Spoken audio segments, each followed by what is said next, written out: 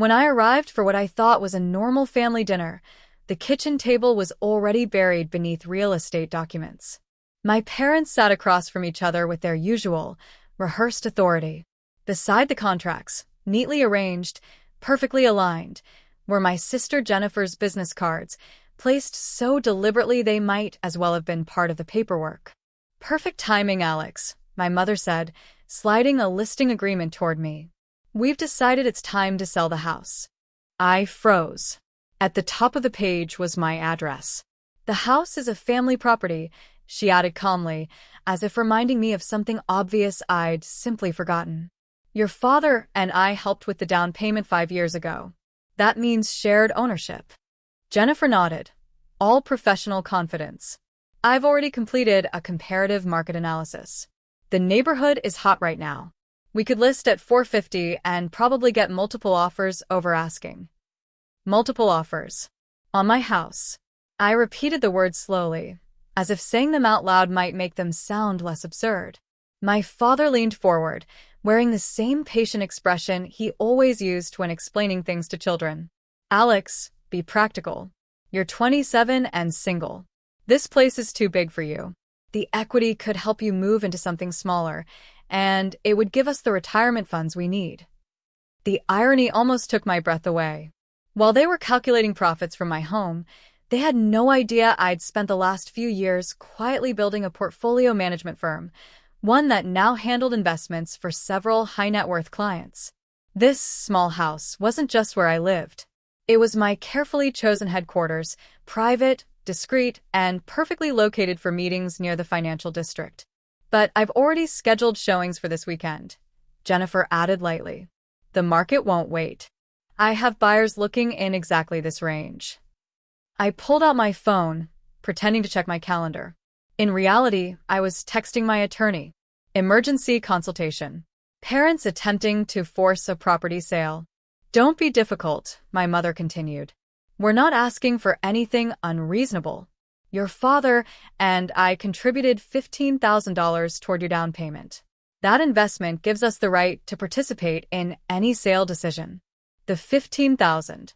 The same $15,000 I had repaid, every cent, with interest, within 18 months. But acknowledging that would require them to recognize my financial competence. And that had never been one of their strengths. "Alex has always been impractical with money," my father said to Jennifer, as if I weren't sitting right there. "Living beyond his means. Buying a house he couldn't really afford. We're helping him make a smart decision for once." Last quarter alone, my so-called impractical decisions had generated seven-figure returns for my clients. But to my parents, working from home meant unemployed, or at best, barely employed. "What about the mortgage?" I asked casually. Jennifer waved a hand. "I'll handle that during closing. The buyers can assume the existing loan or arrange their own financing. Standard procedure." "And if I don't want to sell?" The room went cold. My mother's jaw tightened with a frustration I knew far too well. "Alex, this isn't just about what you want. Family decisions require family consensus. Your father and I have legal standing as co-investors in this property." I almost laughed. Their legal standing existed only in their imagination. Worse, they had apparently convinced Jennifer of it too. As a real estate agent, she should have known better than to prepare listing documents without verifying actual ownership. "I'll need to review these contracts," I said quietly. "There's nothing to review," my father snapped. "Jennifer handled everything properly. We just need your signature to authorize the listing." I stood, leaving the stack of papers untouched on the table. "Alex," my mother called after me as I reached the door, "don't make this more complicated than it needs to be. We're trying to help you." I turned back once. "I understand," I said evenly. "You're looking out for my best interests." As I drove home, I called my attorney, David Martinez, who had handled my business incorporation and property purchases. "David, I need a complete title search on my residence," I said, "plus documentation proving sole ownership. My parents think they have legal claims." "Based on what?" David asked. "A $15,000 loan they gave me 5 years ago, which I repaid in full." I could hear his chuckle through the phone. We'll have definitive documentation by morning. This should be interesting. Saturday morning arrived with Jennifer on my front porch, armed with a photographer and potential buyers. Her professional smile was locked in place, and her schedule seemed not to require my permission. "Hi, Alex," she said. "Just here for the listing photos. The 10:30 showing is a cash buyer from California, so I need everything perfect." I stepped into the doorway, blocking entry. I didn't authorize any listings or showings. "Mom showed you my signature," Jennifer replied, though her confidence wavered slightly. The photographer needed to work quickly. "We have 3 more showings this afternoon." Behind her, a middle-aged couple waited expectantly by a luxury sedan. The woman was already taking notes on the landscaping and neighborhood aesthetics. "There's been a misunderstanding," I told them directly. "This property isn't for sale." Jennifer's face flushed. "Alex, don't do this. These people drove 2 hours to see the house. We have a professional obligation to honor confirmed appointments." "Your professional obligation is to verify ownership before scheduling showings," I shot back. "Did you run a title search?" The question hit her like a punch. Her mouth opened and closed, wordless, while the couple exchanged confused glances. "Of course. I mean, Mom and Dad explained the ownership structure," she stammered. "They provided all the necessary documentation about their investment in the property." "What documentation?" I asked, incredulous.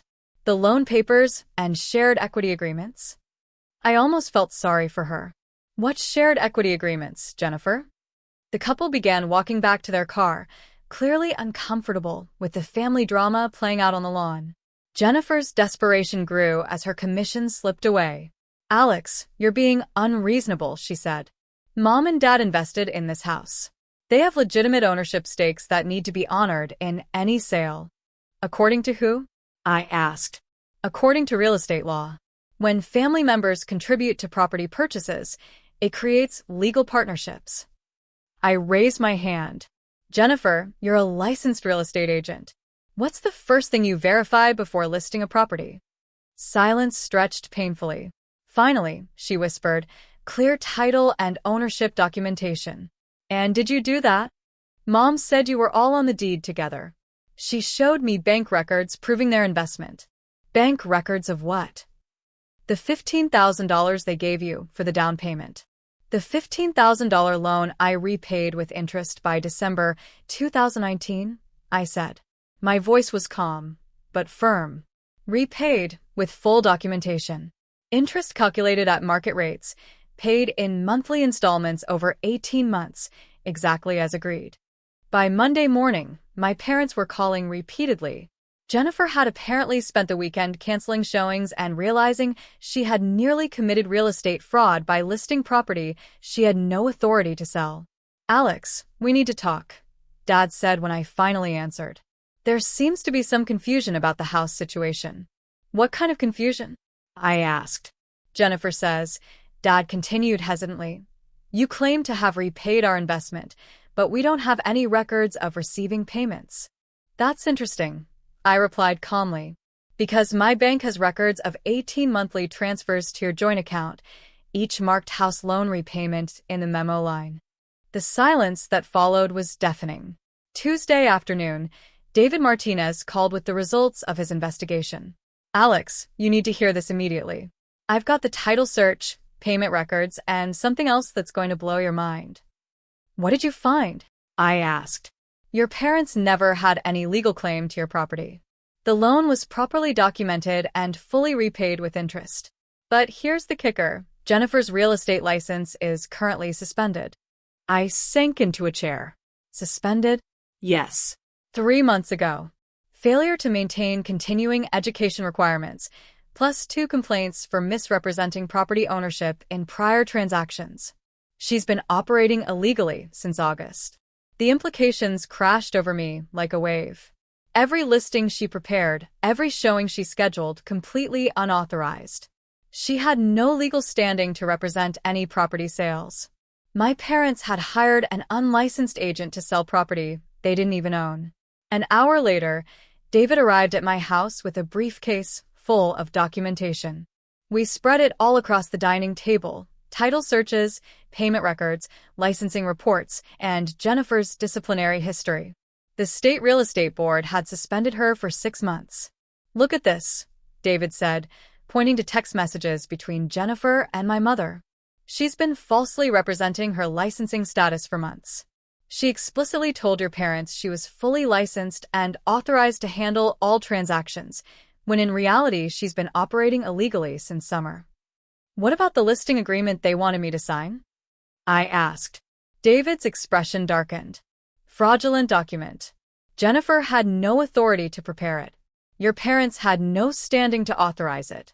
Signing it could have created serious legal complications for you as the actual owner. So, they had tried to sell my house using an unlicensed agent, based on ownership claims they couldn't substantiate and backed by forged authorization documents. This could have resulted in criminal charges for all 3 of them," David said, shaking his head. "What happens now?" I asked. "We document everything and present them with the facts. Sometimes reality is the best teacher." Wednesday morning, I invited my parents and Jennifer to meet at David's office.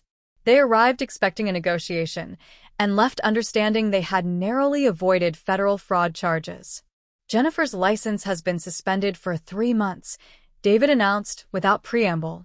"Every real estate transaction she's attempted since August has been illegal." Dad stared at the suspension notice as if it were written in a foreign language. "That's impossible," he said. "Jennifer's been selling houses all year." "Illegally," David confirmed. "And your attempted sale of Alex's property, which he owns free and clear, constitutes fraud." Mom turned to Jennifer, horror dawning. "You told us you were fully licensed." I thought the suspension was temporary, just paperwork issues," Jennifer stammered. David read aloud. "The suspension notice clearly states 6 months for failure to complete continuing education and misrepresentation of ownership rights in previous transactions." The room went silent, except for Jennifer quietly sobbing. Within a week, Jennifer faced further disciplinary action.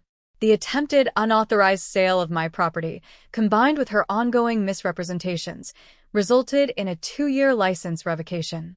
My parents offered apologies, but the damage was irreversible. Their willingness to override my property rights, combined with failure to verify Jennifer's legal standing, revealed a fundamental disrespect I could no longer ignore. I kept the house. It became both my residence and my business headquarters. The deed now hangs in my office, not as a trophy, but as a reminder. Family respect requires verification, not assumption.